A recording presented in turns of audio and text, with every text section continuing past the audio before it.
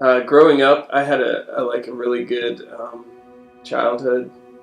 Like I had an awesome mom and dad, and we went to church plenty of times, and like we were involved in the church. Went to youth group, gave my life to God.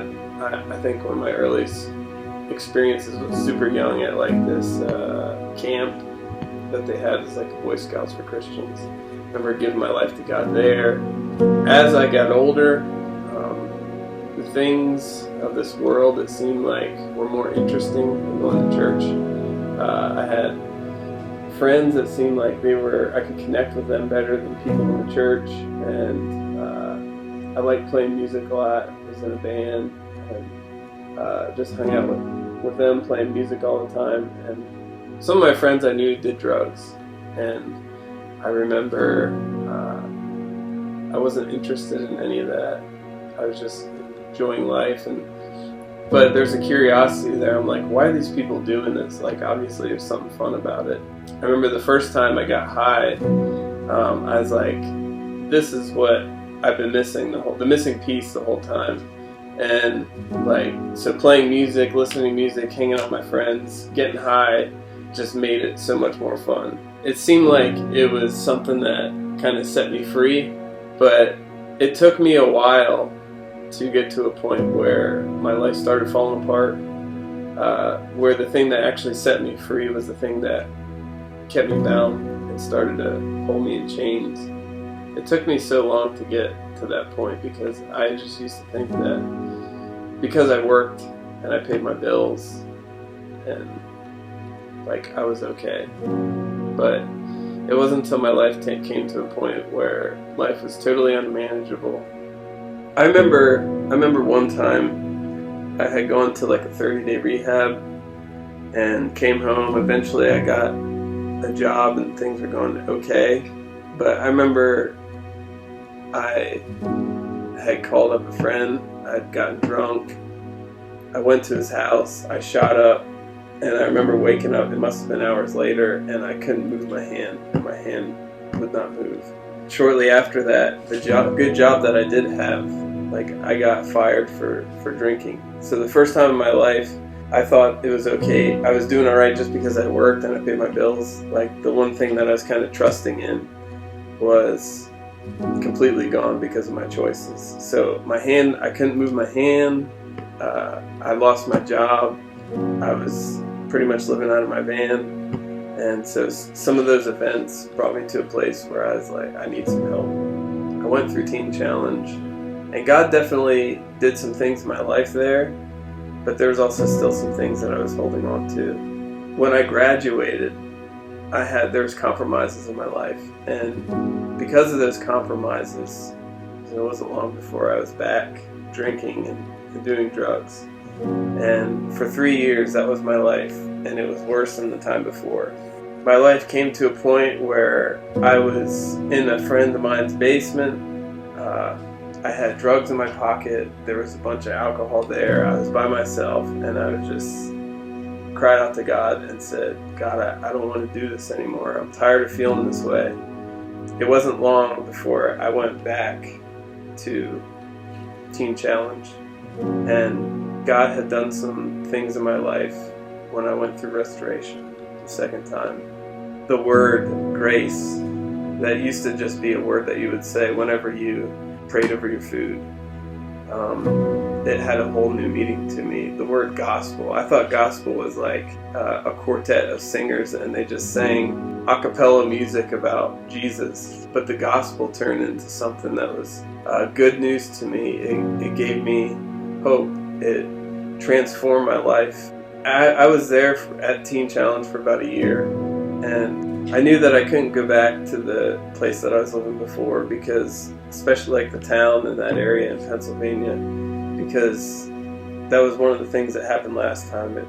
I was around people that were doing things that would just suck me right back in. So I had to make a bold move, and I was like, okay, I don't have anything to lose. I decided to get on a bus and go to Texas, to this town called Amarillo, where I've never been before.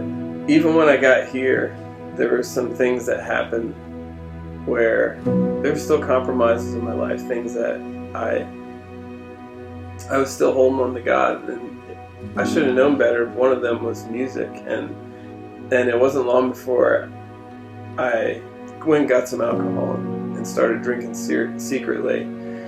And that went on for a month or two. I had went and started drinking, this one afternoon, and I ran out of alcohol. And I took one of the vehicles from Life Challenge here and went to go get more alcohol. And I had wrecked one of the vehicles. And that never happened to me before in my life.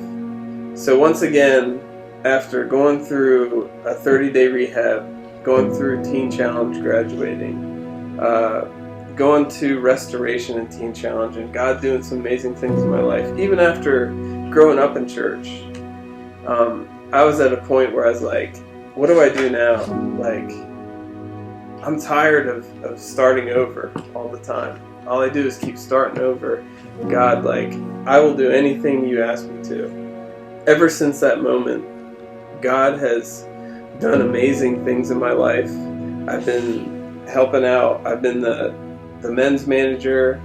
I used to do work therapy for the guys in the afternoon. Brother Daniel started asking me to teach a class. Pastor Travis and Pastor Brandy were out here living at Life Challenge, and they heard me playing guitar, and Travis asked me, hey, do you want to help out in the worship team? And at that time it was the Cowboy Church, and honestly it wasn't my first church that I picked to go to, but it was an open door that God had opened up. I'm like, okay, God, whatever you want me to do, I'll do it. I told you that. So I started helping out there. Eventually they asked me to go help out with the youth group. It's like, okay, I don't know anything about helping out with youth. They asked me to go with them on a youth camp, youth retreat. That was totally out of my comfort zone, but once again, it was another open door where I said, okay, God, I'm gonna step out and trust you. Helping out with the youth group, I got to meet my amazing wife. I have an awesome daughter. I'm way blessed, more than I deserve. If God gave me what I deserve, I definitely wouldn't be here right now. I should have been dead so many times.